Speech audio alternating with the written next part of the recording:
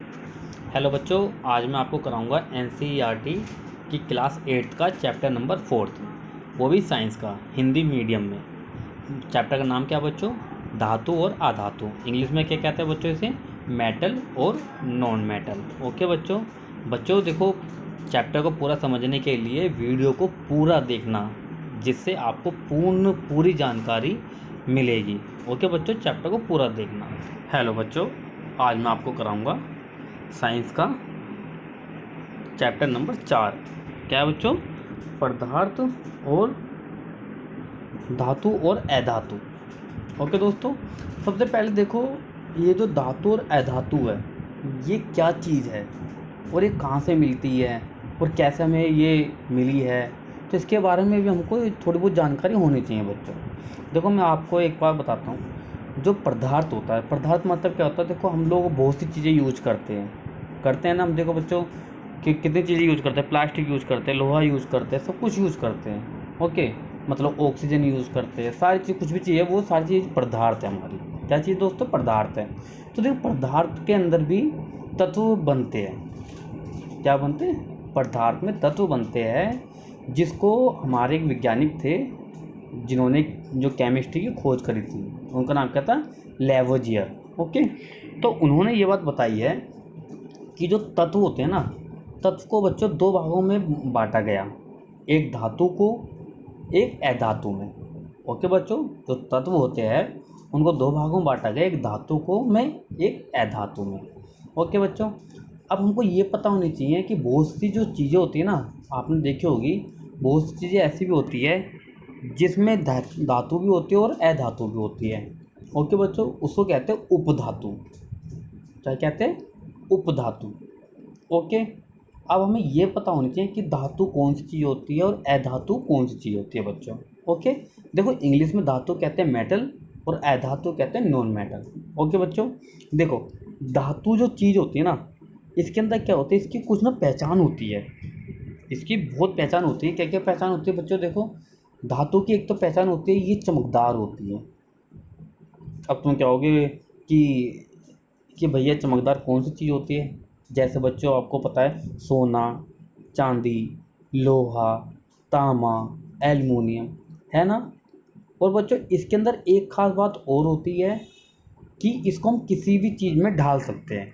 आपने देखा होगा, सोने को हम किसी भी चीज़ में ढाल सकते हैं। कभी अंगूठी बना लेते हैं, कभी चैन बना लेते हैं, कभी कुछ बना लेते हैं। ठीक है, उसको धातु कहते हैं। ओके बच्चों, इसी तरह जो अधातु है, वो धातु की उल्टी है। मतलब नाम से पता चल रहा है, अधातु मतलब उसका विलोम शब्द हो रहा है, तो मतलब जो चमकदार नहीं होती। ठीक है बच्चों, और जिसको हम किसी में बदल नहीं सकते। देखो, और एक और पहचान होती है अधातु की, कि जितनी हम भाई हमारी गैस है ना, गैस, वो हमारी अधातु होती है बच्चों। जैसे कार्बन, ऑक्सीजन, नाइट्रोजन, ब्रोमीन और आयोडीन, सल्फर, फास्फोरस। ओके बच्चों, आदि। क्लियर? तो हम इस चैप्टर में ये इसके बारे में पूरी तरीके से जानकारी से पढ़ेंगे कि धातु क्या होती है बच्चों और अधातु क्या होती है। ओके, चलो मैं चैप्टर को स्टार्ट करता हूँ। ओके बच्चों, देखो, सबसे पहले ही हमने जब पढ़ा तो इसके अंदर हमें सारणी 4.1 के अंदर इसने एक चीज़ दिखाई हमें, है ना बच्चों? क्या चीज़ दिखाई हमें इसने? हमको ये एक चीज़ दिखा रहा है ये, कि किस प्रकार जो वस्तु होती है कि पदार्थों की दिखावट और कठोरता दिखा रहे हैं। किसकी? आयरन की बताओ, कोयले की बताओ, सल्फर की बताओ, एल्युमिनियम की बच्चों बताओ। बच्चों देखो, किसी भी चीज़ की चमकदार या किसी कठोर का होना हम किस तरह पता करते हैं? देखो, सिंपल सी बात बताता हूँ। एक हथौड़ा लो, ठीक है। हथौड़े पे जैसे लोहा है, लोहे पे जब हम हथौड़ा मारेंगे तो बच्चों वो मतलब पिचक जाएगा, या मोटा होगा तो पतला हो जाएगा, पतला होगा तो और ज़्यादा पतला हो जाएगा, है ना। तो और उसमें जब हम हथौड़ा मारेंगे तो उसमें चमक भी निकलेगी, तो ये हमारी धातु हो जाएगी, है ना। ओके बच्चों, इसी तरह जैसे कोयला है, कोयले में अगर हम जैसे हथौड़ा मारेंगे तो वो क्या होगा? वो टूट जाएगा बच्चों, और टूट जाएगा तो ना तो कोई चमक देगा ना कुछ देगा, तो इसका मतलब ये अधातु है। क्लियर? उसी तरह सल्फर है, मैंने आपको बताई, जितनी भी गैस है वो हमारी क्या है बच्चों? अधातु है, और वो कमज़ोर होती है बहुत ज़्यादा। ठीक है दोस्तों, इसी तरह मतलब एल्युमिनियम है, एल्युमिनियम में हम कितने भी हथौड़े मार लें वो चमकेगी, टूटेगी नहीं, तो ये भी कठोर है। तो बच्चों ये क्या हमारा धातु है। ओके, इसी तरह हमको ये क्रियाकलाप 4.1 दर्शा रखा है कि किस तरह कौन कौन सी चीज़ें हम पहचान कर सकते हैं कि कौन कितना कठोर है और कितना चमकदार है, कौन क्या चीज़ है। ओके बच्चों, क्लियर है। ओके, अब हम आगे चलते हैं। आगे हमारे देखो 4.1 में क्या कहता है, धातुओं और अधातुओं के भौतिक गुण। भौतिक गुण अभी मैंने आपको बताए, धातु और अधातुओं के भौतिक गुण कौन कौन से बच्चों। देखो धातु के मैंने बताई, सबसे पहले क्या बताई कि धातु एक तो चमकदार होगी। ओके बच्चों, ठीक है। और दूसरी बात वो जिसे क्या तुम किसी भी चीज़ में उसको डाल सकते हो, धातु को किसी भी चीज़ में डाल सकते हो। ठीक है बच्चों।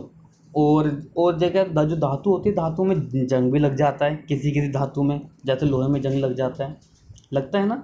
तो ये इसके भौतिक गुण है। और अधातु क्या भौतिक गुण है बच्चों, एक तो ये चमकदार नहीं होती, पहली बात। दूसरी बात, इसको हम किसी चीज़ में डाल नहीं सकते, है ना बच्चों। और तीसरी बात क्या, अभी जो हमने धातुओं के बारे में बताई कि इसमें जंग लग जाता है, लेकिन अधातु में जंग नहीं लगता। ओके, चलो हम एक बार पढ़ लेते हैं। आपने देखो इसमें हम एक बार देखो क्या कहता है, क्या आपने लोहार को लोहे के टुकड़े अथवा लोहे से निर्मित वस्तु जैसे फावड़ा होता है बच्चों, बेलचा, कुल्हाड़ी आदि को पीटते हुए देखा है। क्या इन वस्तुओं को पीटने पर आप इनके आकार में कोई परिवर्तन पाते हैं। हाँ बच्चों, आपने देखा होगा ना, जब हम किसी भी लोहे के अंदर जब हथौड़ा मारेंगे तो वो पिचक जाता है ना, तो उसका आकार बदल जाता है। तो हाँ, हमने देखा है, तो वो धातु हो गई। उसी तरह क्या कोयले के, जैसे क्या कोयले के टुकड़े को पीटने पर भी वैसी परिवर्तन की अपेक्षा। बच्चों आपने देखा जब कोयले को पीटते हैं तो वो टूट जाता है ना, तो उसके तो ऐसा नहीं होता, तो इसलिए वो अधातु है। ओके बच्चों, क्लियर। अब हम आपको कराते हैं ये पॉइंट बच्चों। अब देखो ये कहता है कि आघात वर्तनीय क्या होता है। ओके बच्चों, हम पढ़ेंगे कि आघात वर्तनीय क्या होता है। देखो बच्चों, आघात वर्तनीय का मतलब क्या होता है। देखो आघात वर्तनीय का मतलब ये है, जब हम किसी भी धातु को या किसी भी तत्व को जब पीट कर उसको पीट कर जब वो पतला हो जाए, कैसे हो जाए बच्चों, पीट कर अपना जो आकार है वो बदल जाए और वो पीट कर पतला हो जाए, तो उसको आघात वर्तनीय धातु कहते हैं। जैसे बच्चों देखो सोना है, ठीक है, लोहा है, उनको हम पीट के किसी भी चीज़ में डाल सकते हैं। ओके, चलो एक बार हम पढ़ लेते हैं क्या कहता है बच्चों। देखो आपने देखा कि लोहे की कील और एल्युमिनियम के तार को पीटने पर उनका आकार परिवर्तित हो गया। यदि उन्हें अधिक सख्ती से पीटा जाए तो उन्हें शीट में परिवर्तित किया जा सकता है। आप संबद्ध मिठाइयों को सजाने के लिए उपयोग में लाए जाने वाले चांदी के वर्क से परिचित होंगे। आप एल्युमिनियम पन्नी पर्णिका द्वारा खाद्य सामग्री को लपेटने के उपयोग से भी अवश्य परिचित होंगे। धातुओं का गुण जिसके कारण उन्हें पीट कर शीट में परिवर्तित किया जा सकता है। ओके बच्चों, जब किसी धातु को पीट कर उसको शीट की तरह बना ले तो उसको आघात वर्तनीय कहते हैं। ओके बच्चों, जब हम पीट कर किसी को शीट की तरह बना ले, पतला सा बना ले, तो उसको आघात वर्तनीय धातु कहते हैं। ओके बच्चों, अब हम देखेंगे कि ऐसी कौन कौन सी धातु है। बच्चों देखो, अब जैसे प्लास्टिक को पीटने लग जाऊँ तो वो तो नहीं पतली होगी ना, वो तो टूट जाएगी। लकड़ी है, लकड़ी भी को पीटूंगा तो वो भी टूट जाएगी बच्चों। कोयले को भी टूट जाएगा। लेकिन जो धातु क्या है, अभी मैंने आपको बताया, जैसे लोहा है, एल्युमिनियम है, तो हम इसको पीट के उसको पतला बना सकते हैं, तो उसको कहते हैं बच्चों आघात वर्तनीय। ओके बच्चों, अब हम आगे आपको पढ़ाएंगे। देखो बच्चों, अब आगे हम पढ़ाते हैं आपको तन्यता। क्या अगला पॉइंट क्या बच्चों हमारा, तन्यता। देखो बच्चों, जो भी इसमें इम्पोर्टेंट पॉइंट है, ठीक है बच्चों। अब हमारा पॉइंट आता है क्या, तन्यता। क्या तन्यता, देखो बच्चों ये नाम से ही थोड़ा बहुत हमें बता रहा है। तन्यता मतलब जो तन जाता है, तन मतलब जो खिंच जाता है, ठीक है। अब देखो इसकी डेफिनेशन क्या होगी तन्यता की, वह धातु जो खींचने पर खींच जाती है उसको तन्यता कहते हैं। जैसे बच्चों, जैसे सोना हो गई, चांदी हो गई, तो उसको हम गर्म करके कितना भी लंबा खींच सकते हैं, कितना भी वो कर सकते हैं। ओके बच्चों, तो उससे क्या कहते हैं, तन्यता कहते हैं। एक बार पढ़ लेते हैं। देखो धातु का वह गुण जिसे उसे खींचकर तारों में परिवर्तित किया जा सकता है उसे तन्यता कहते हैं। ओके बच्चों, जैसे आपको पता है सोना खींच लेते हो, चांदी खींच सकते हो, तो सिक्का कुछ भी चीज़ होती है जैसे एल्युमिनियम हो गई, इसको भी खींच सकते हैं अगर वो गर्म करके। ठीक है बच्चों, तो वो हमारी तन्यता धातु हो गई। ठीक है बच्चों, लेकिन इसमें हम ना तो कोयले खींच सकते, ना प्लास्टिक को खींच सकते, प्लास्टिक गर्म करके खींच सकते हैं। ओके बच्चों, लेकिन वो हमारी धातु नहीं होती। ठीक है, वो हमारी क्या होती है, वो हमारी आधातु होती है। ओके बच्चों, इसी तरह आपको पता चला कि तन्यता किसे कहते हैं। ओके, और तन्यता में एक और चीज़ होती है, क्या होती है कि हम इसको कितना भी खींच सकते हैं। ठीक है बच्चों, जैसे आपको चांदी देखी होगी ना, चांदी को हम कितना भी खींच लेते हैं। ठीक है, उसकी तार बना लेते हैं। ओके, ऐसी जो कॉपर होती है, कॉपर को बना लेते हैं, तो उसको तन्यता कहा जाता है। ओके बच्चों, धातु जो आपको बच्चों पता है, देखो जो धातु मैंने बताया तन्यता होती है, आघातवर्ती होती है, उनकी एक और पहचान होती है बच्चों। क्या पहचान होती है? पहचान ये होती है, कभी आपने देखा होगा जब आप किसी लोहे पे कुछ भी चीज़ मारते हो तो उसकी आवाज़ कैसे आती है, लकड़ी पे आवाज़ मारते हो तो उसकी आवाज़ कैसे आती है ना, आती है ना। तो वही पॉइंट हम बताएंगे आपको, ध्वनिक। क्या बताएंगे बच्चों? ध्वनिक पॉइंट बताएंगे। ओके, ध्वनिक पॉइंट क्या होता है? वो जो मैंने आपको बताया, जैसे इन दोनों की धातु और अधातु की जो आवाज़ होती है वो भी भिन्न भिन्न होती है ना बच्चों। कैसे होती है, मैंने अभी आपको बताया ये चीज़ कि मतलब उसकी ज़्यादा तेज़ होती है, उसकी कम होती है। ओके, तो मतलब आवाज़ से भी हम पहचान सकते हैं कि कौन सी चीज़ धातु है, कौन सी चीज़ अधातु है। ओके बच्चों, अब देखो और आगे क्या कहता है ये, उक्त क्रियाकलाप करने के पश्चात हम कह सकते हैं कि कुछ पदार्थ कठोर, चमकीले, आघातवर्तनीय तथा तन्य, ध्वनि और ऊष्मा तथा विद्युत के सुचालक होते हैं। और देखो बच्चों, एक और बात होती है, जो हमारी जो धातु होती है वो विद्युत की सुचालक होती है। देखो आपने देखा जो लोहा होता है, एल्युमिनियम होता है या कॉपर होती है, ठीक है, या तुम्हारा जो मैंने अभी भी आपको सारे एग्जाम्पल बताए हैं आपको, जैसे चांदी हो गया, तो इनमें क्या होता है, इनमें ना मतलब जो विद्युत होती है वो इनमें मतलब ये दो विद्युत के सुचालक होते हैं। सुचालक का मतलब होता है कि इनमें विद्युत मतलब एक दूसरे में बदल सकती है। जैसे कहते हैं ना हम, जो हमारे जो वायर होते हैं वो कॉपर की होती है या एल्युमिनियम की होती है, तो ये चीज़ें क्या होती है, इस विद्युत के सुचालक होती है। और ये आधातु होती है, आधातु क्या होती है बच्चों, ये विद्युत की कुचालक होती है। मतलब इनमें से कोई भी करंट पास नहीं होता, कोई विद्युत पास नहीं होता। इन धातुओं में क्या होता है, वो पास हो जाता है। ओके बच्चों, और जो आपको पता है फिर क्या कहता है, ये धातु के उदाहरण बताता है। क्या कहता है, देखो iron, copper, aluminium, calcium, magnesium इत्यादि, ये बच्चों क्या है, ये धातु है। ओके, इसके विपरीत इसका उल्टा क्या हुआ, वो अधातु होगी बच्चों। जैसे कोयले और सल्फर जैसे पदार्थ नरम है तथा देखने में मलिन है, ये हथौड़े की हल्की चोट से टूटकर चूरा हो जाते हैं। इनमें आवाज़ ध्वनिक नहीं है और ऊष्मा तथा विद्युतीय कुचालक है। ओके बच्चों, क्या है, विद्युतीय कुचालक है, ये पदार्थ आधातु कहलाते हैं। ओके बच्चों, कैसे, उसके उदाहरण क्या कौन होंगे बच्चों, सल्फर, कार्बन, ऑक्सीजन, फास्फोरस और इत्यादि। ओके बच्चों, मैंने अभी आपको ये चीज़ें बताई है। ओके बच्चों, अब हम आगे आपको पढ़ाते हैं। देखो ये कहता है कि सोडियम और पोटेशियम धातु नरम होते हैं, मतलब ये थोड़े नरम होते हैं, मतलब हार्ड नहीं होते ये, जैसे ना कठोर होते हैं, कठोर नहीं होते, नरम होते हैं ये, और उन्हें चाकू से काटा जा सकता है। ये ध्यान रखना, ये वेरी इंपॉर्टेंट क्वेश्चन आया है कि कई बार क्वेश्चन ये पूछ लेता है कि ऐसी कौन सी धातु है जो चाकू से हम काट सकते हैं। तो कौन कौन सी है, सोडियम और पोटेशियम। ओके बच्चों, ये जरूर ध्यान रखना। ओके, और मरकरी पारा केवल ऐसा धातु है जो कमरे के तापमान पर द्रव अवस्था में पाया जाता है, ये अपवाद है। ओके बच्चों, इसमें कन्फ्यूजन है।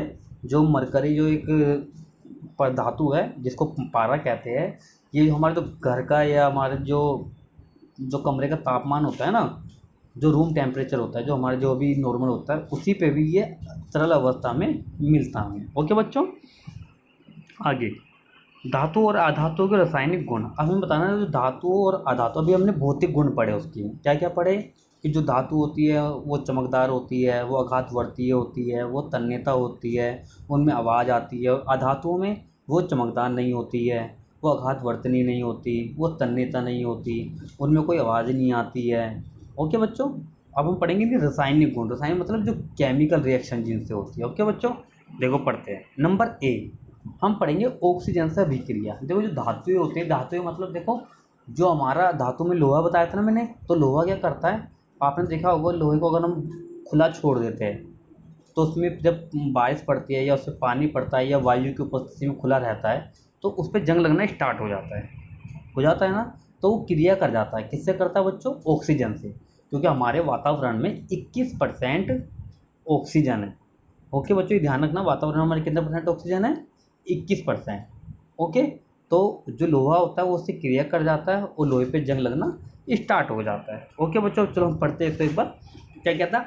आप आयरन में जंग लगने की परिघटना से परिचित है, जंग बनने की अभिक्रिया का स्मरण करिए। आपने कक्षा, देखो बच्चों, आपने कक्षा 7th में पढ़ाई था, मैं पढ़ा वो 7th में मैग्नीशियम रिबन के वायु में दहन का क्रियाकलाप किया। ओके, उस टाइम देखो आप 7th जब क्लास में थे उस समय आपने देखा हुआ है मैग्नीशियम की छड़ ली थी हमने, वो छड़ लेके उसको गर्म करते थे। तो गर्म करके क्या होता था, वो जो मैग्नीशियम की छड़ थी वो मतलब राख बन जाती थी। तो राख कैसे बनती थी? वो जैसे जलती थी तो वायु की उपस्थिति में जलती थी, तो मैग्नीशियम ऑक्सीजन से क्रिया कर जाता था और जल भी आ जाता था। तो उस तरह वो क्रिया पूरी मैग्नीशियम और ऑक्सीजन अलग अलग हो जाते थे। और उसमें हमने ये देखा था ना, जब मैग्नीशियम और ऑक्साइड बन जाता है, हमने देखा था उसके अंदर, और मैग्नीशियम जल जाता है, राख बन जाता है। उसी तरह इसकी भी क्रिया है हमारी। क्या कहता है? आपने सीखा था कि दोनों प्रक्रम में ऑक्साइड बनते हैं, दोनों ऑक्साइड बनते थे। अब आयरन और मैग्नीशियम की ऑक्सीजन के साथ निम्नलिखित क्रियाओं मतलब अभिक्रियाओं को पूरा करिए। देखो अब हम इसको पूरा करेंगे। देखो आयरन का जो जो रासायनिक नाम है बच्चों क्या है? Fe। ध्यान रखना क्या है? Fe।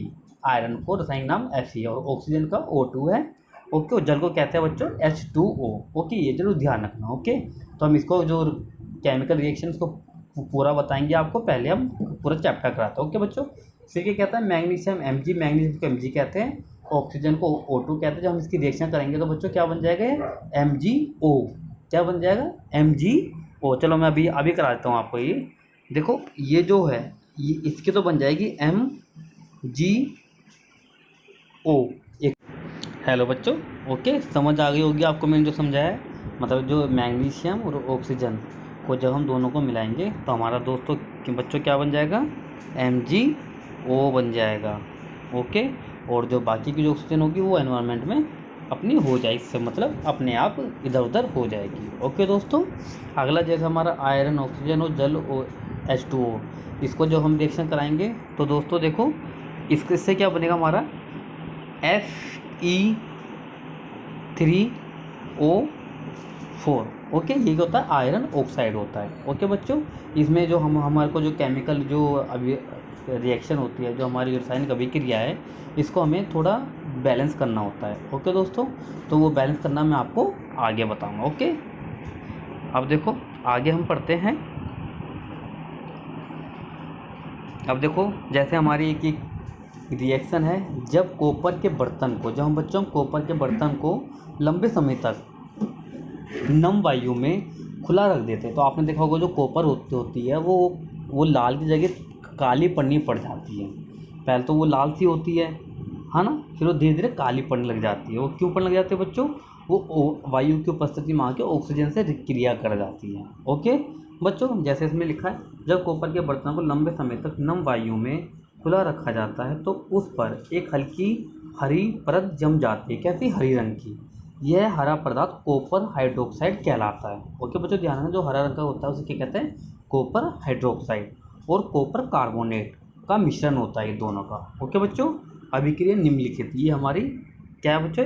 अभिक्रिया है। जो हम किसी कॉपर को खुला छोड़ देते हैं तो हमारी ये अभिक्रिया बनती है। ओके बच्चों, आगे हम मैग्नीशियम के रिबन के दहन, बच्चों देखो मैग्नीशियम के रिबन के बारे में अभी मैंने आपको केमिकल रिएक्शन बताई है। जो मैग्नीशियम किससे रिएक्शन करती है? ऑक्सीजन से क्रिया करती है, तो क्या बनाती है? मैग्नीशियम हाइड्रोक्साइड बना देती है। ओके बच्चों, हम फिर आगे चलते हैं। देखो अम्लीय और क्षारीय क्या होता है बच्चों?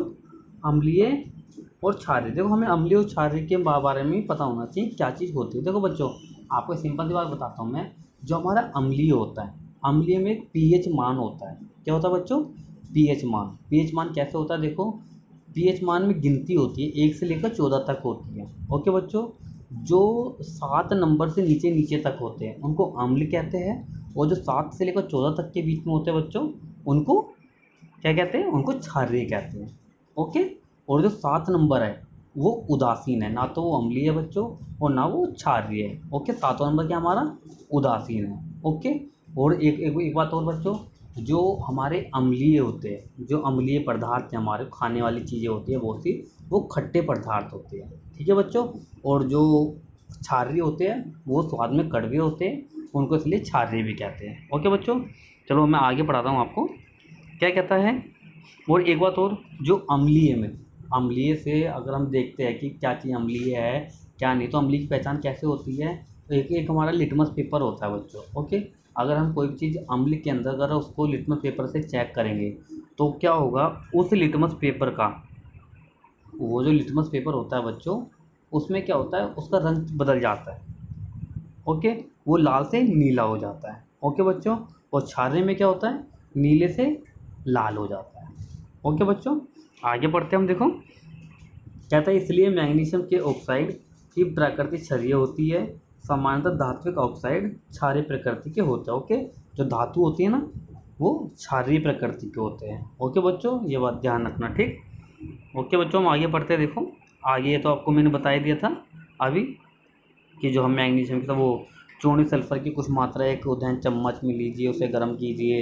यदि उदहन चम्मच उपलब्ध ना हो तो आप किसी बोतल का धातु का ढक्कन ले सकते हैं। ओके बच्चों, इसके चारों ओर एक धातु का तार लपेट दीजिए, उसके चारों ओर तार लपेट दीजिए जैसे ही सल्फर, आप बच्चों जैसे सल्फर जलना प्रारंभ हो तो चम्मच को एक गैस जार कांच के गिलास से में ले जाए।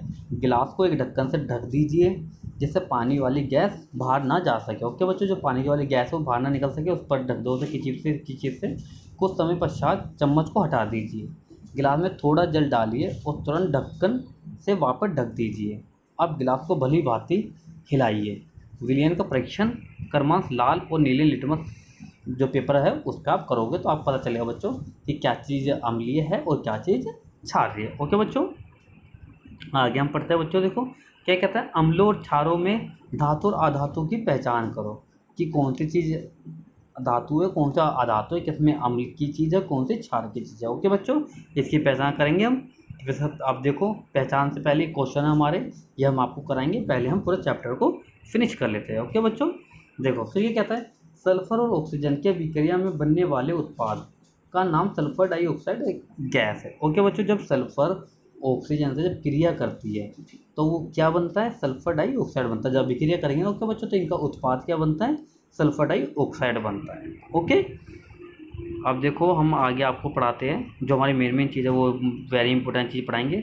अभी हमने ऑक्सीजन से क्रिया करना सीखा था ना बच्चों, अब हम करना सीखेंगे किससे, जल के साथ। किसके साथ, जल के साथ। जल का रासायनिक सूत्र क्या होता है बच्चों, H2O। क्या होता है, H2O। ओके, तो हम इसके साथ हम क्रिया करेंगे। किसके साथ करेंगे बच्चों, देखो इसका जो एग्जाम्पल लेंगे ये वाला, सोडियम धातु बहुत अभिक्रियाशील होता है, यह ऑक्सीजन और जल के साथ अत्यंत तीव्र अभिक्रिया करता है। बच्चों ध्यान रखना, सोडियम जो होता है ये बहुत जल्दी रिएक्शन करता है, किसी से भी कर जाता है। ऑक्सीजन से कर जाएगा, पानी से भी बड़ी जल्दी रिएक्शन कर जाता है। अभिक्रिया में बहुत अधिक ऊष्मा उत्पन्न होती है और जब ये रिएक्शन होती है इसकी तो बहुत ज़्यादा हीट देता है, गर्म हो जाता है, इसलिए यह मिट्टी के तेल में वंचित रखा जाता है। ओके, एक हमारा क्वेश्चन बनता है, ऐसी कौन सी धातु है जिसको मिट्टी के तेल में रखा जाता है, तो किसको कहोगे बच्चों, सोडियम। और सोडियम का एक और क्वेश्चन है, ऐसी कौन सी धातु है जिसको चाकू से काटा जाता है, तो उसका नाम भी बच्चों क्या है, सोडियम। ओके, सोडियम का रासायनिक सूत्र है Na।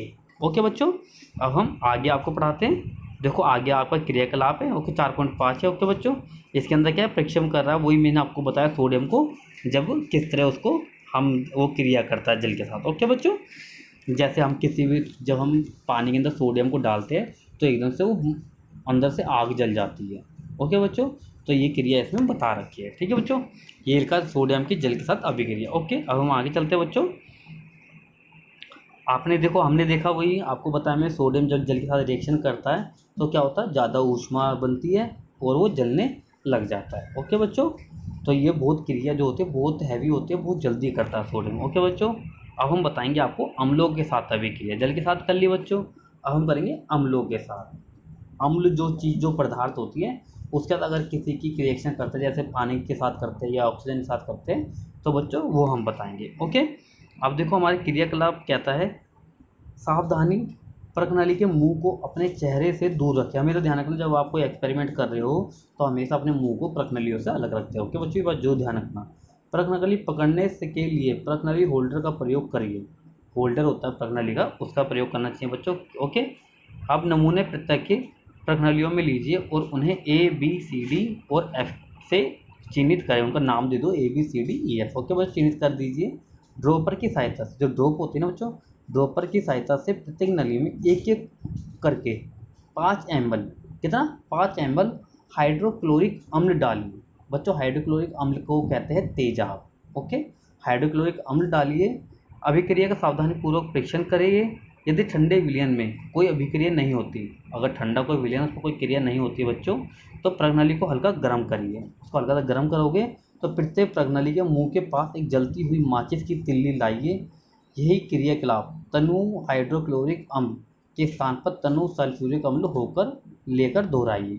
उधर ही जैसे हाइड्रोक्लोरिक अम्ल लेके आए थे तो उस दोबारा हम क्या करें, सल्फ्यूरिक अम्ल उसके पास में लेके दोहराना है। ओके बच्चों, तो इसी तरह हमको पता चलेगा क्या धातु और अधातु अम्लों से भिन्न प्रकार से अभिक्रिया करते हैं। ओके बच्चों, प्रणालियों के मुंह के पास जलती हुई माचिस की तिल्ली लाने पर कुछ में पोप ध्वनि क्यों उत्पन्न हुई थी, हमें ये पता चलेगा। उसमें ध्वनि आएगी, क्यों हुई थी वो भी पता चलेगा, क्यों हुई थी, क्योंकि धातु की पहचान होगी हमें। ओके बच्चों, आगे हम पढ़ते देखो धातु, जैसा हमने पढ़ा है आपने पाया होगा कि अधातु समानता अम्लों से अभिक्रिया नहीं करते। ये भी ध्यान रखो, अधातु जो होते हैं वो अम्लों से क्रिया नहीं करते। ओके बच्चों, परंतु धातु अम्लों से अभिक्रिया करती है। ये भी एक वो है हमारा, इनमें अंतर है कि धातु अम्लों से क्रिया करती है लेकिन अधातु अम्लों से क्रिया नहीं करती। ओके बच्चों, और हाइड्रोजन गैस उत्पन्न करते हैं ये। ओके, ध्यान रखना, हाइड्रोजन गैस उत्पन्न करते हैं बच्चों, जो पोप ध्वनि के साथ जलती है।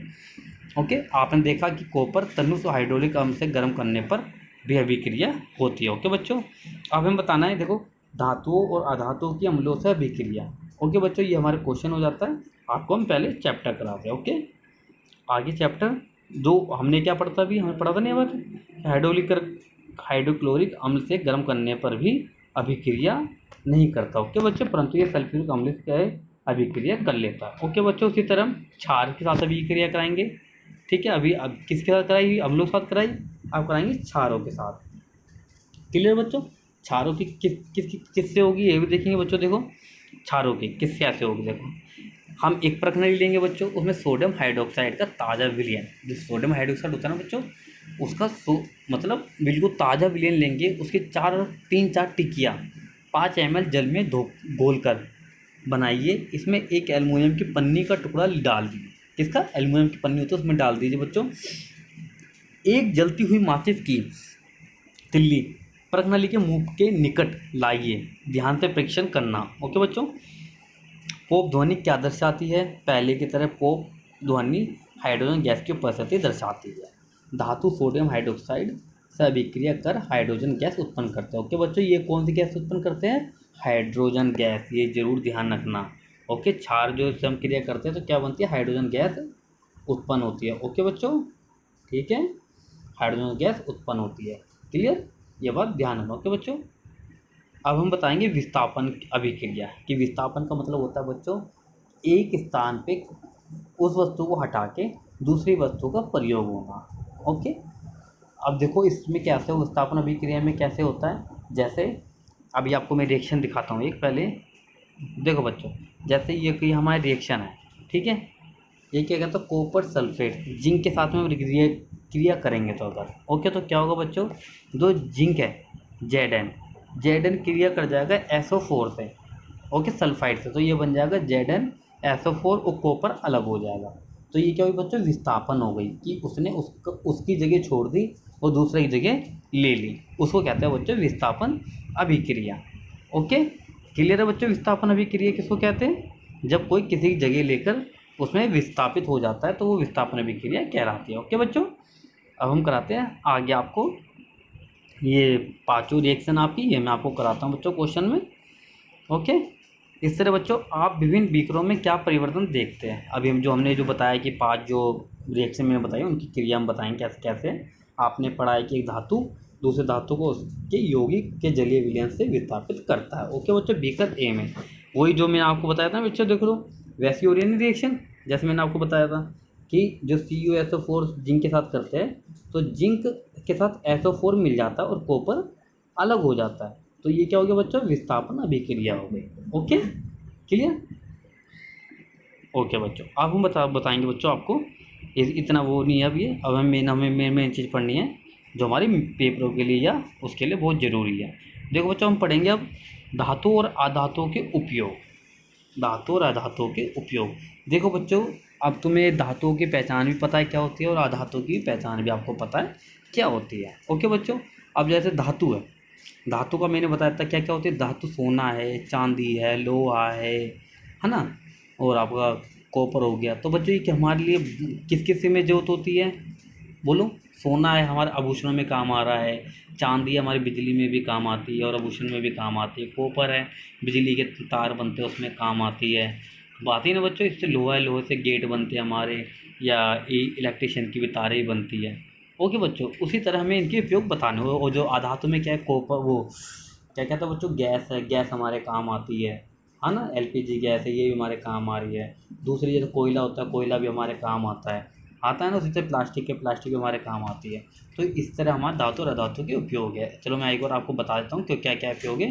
देखो बच्चों, क्या कहता है ये, सबसे पहले जब हम आपको अनुमान लगाने में सक्षम होना चाहिए कि क्यों धातुओं का उपयोग मशीनें, मोटर गाड़ियाँ, वायुयान, रेलगाड़ियाँ, उपग्रह, औद्योगिक साजो सामान, खाना बनाने के पात्र, जल बॉयलर आदि के निर्माण में किया जाता है। ओके बच्चों, आप कुछ अधातुओं के उपयोग से भी परिचित होंगे। यहाँ कुछ रोचक उपयोग दिए जा रहे हैं, हमें विश्वास है कि आप उनका सही अनुमान लगा पाएंगे। देखो बच्चों, पहला पॉइंट क्या कहता है, अधातु जो हमारे जीवन के लिए आवश्यक है और जिसे सभी जीव श्वसन के अंदर लेते हैं, जैसे ऑक्सीजन लेते हैं ना बच्चों, तो वो हमारे बहुत ज़रूरी है। दूसरा, अधातु जिनका उपयोग उर्वरकों में खेत पौधों की वृद्धि हेतु किया जाता है, जो पौधों में जो जो उर्वरक के लिए यूज होता है, जो हमने चैप्टर में पढ़ाया था आपको, पहले चैप्टर में पढ़ाया था, पहले दूसरे में, तो वो पहले का चैप्टर का। ओके बच्चों, नंबर 3, अधातु जिसका उपयोग जल शुद्धिकरण प्रक्रम में किया जाता है। ये ध्यान रखना,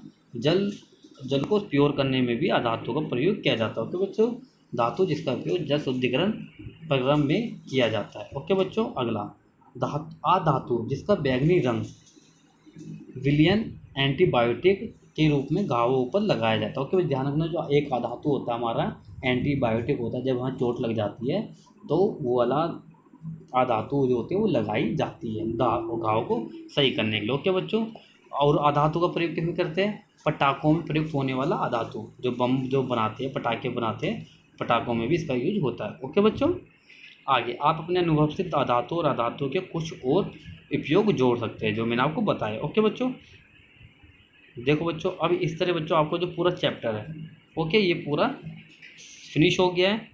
ओके, लेकिन अब हम आपसे एक देखेंगे कि आपने क्या सीखा। ठीक है बच्चों, देखो सबसे पहला पॉइंट हमने देखा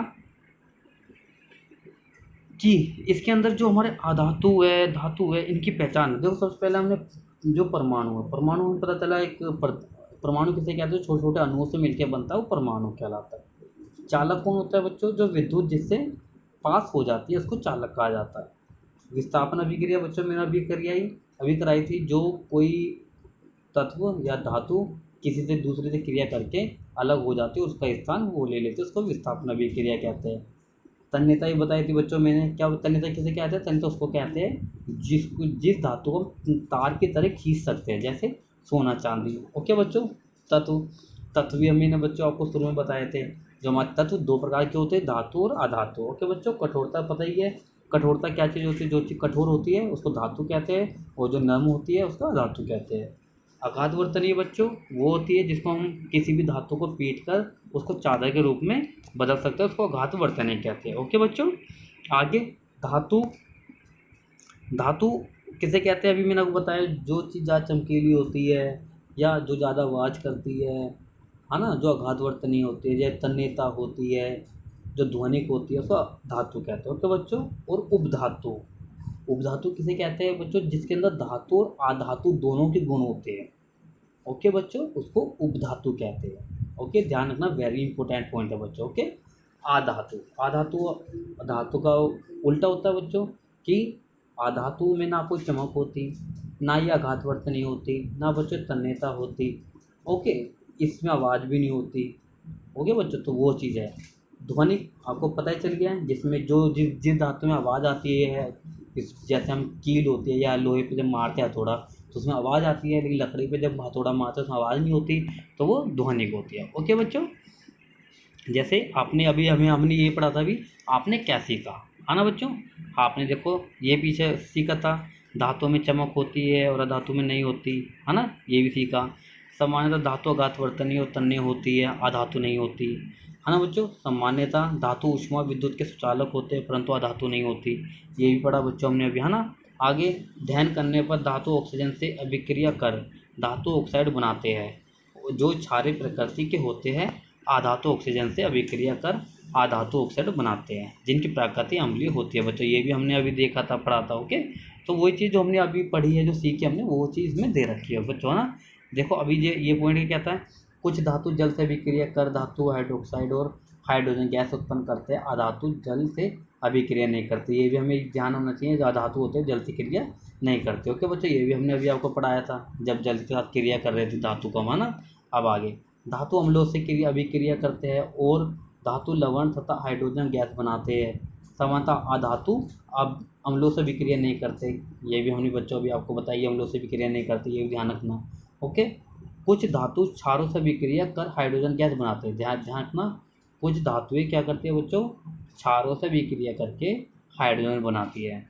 ओके, अगला पॉइंट क्या है, अधिक अभिक्रियाशील धातु कम अभिक्रियाशील धातुओं को उनके धातु यौगिकों के जलीय विलयन से विस्थापित कर देते हैं, मतलब विस्थापन अभिक्रिया मैंने बताया था बच्चों। जैसे जिंक सल्फाइड से हमने वो बना था, कॉपर में जब मिलाया था तो वो कॉपर सल्फाइड से जब जिंक की जब हम रिएक्शन करी थी तो जिंक सल्फाइड बन गया था और कॉपर हमारा अलग हो गया था, उसकी जगह उसने ले ली थी, तो विस्थापन अभिक्रिया थी, है ना। ओके बच्चों, इसी तरह धातु और अधातुओं को दैनिक जीवन में व्यापक उपयोग होता है। ओके बच्चों, ये ध्यान रखना, ये चीज़ हमने धातु और अधातु के बारे में पूरी अच्छी तरीके से चैप्टर को फिनिश कर लिया है। ओके बच्चों, अगर आपको कोई भी इस चैप्टर में कोई भी प्रॉब्लम है या कोई भी आपको दिक्कत हो तो बच्चों आप सब को किसी को कुछ भी दिक्कत होती है या कोई पर्सन पूछना है या कोई क्वेश्चन पूछना है या आपको किसी भी चीज़ में कोई दिक्कत आती है तो बच्चों आप मेरे कमेंट पे कमेंट करके क्वेश्चन लिख के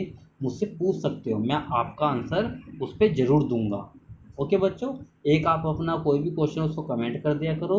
दूसरी बात, आपको कुछ भी चीज़ साइंस में कोई दिक्कत होती हो तो वो आप मेरे कमेंट पे लिखा करो कि भैया मुझे ये दिक्कत हो रही, तो मैं आपकी वो प्रॉब्लम बच्चों सोल्व करूँगा, उसको हल करूँगा। ओके, और मेरे चैनल को बच्चों देखो सब्सक्राइब करना ना भूले, सब्सक्राइब जरूर करना। ओके बच्चों, साथ में लाइक भी करना। ओके बच्चों, बाय। आपको अगला जो मैं पार्ट बनाऊँगा इसके क्वेश्चन आंसर का बनाऊँगा। ओके बच्चों, बाय।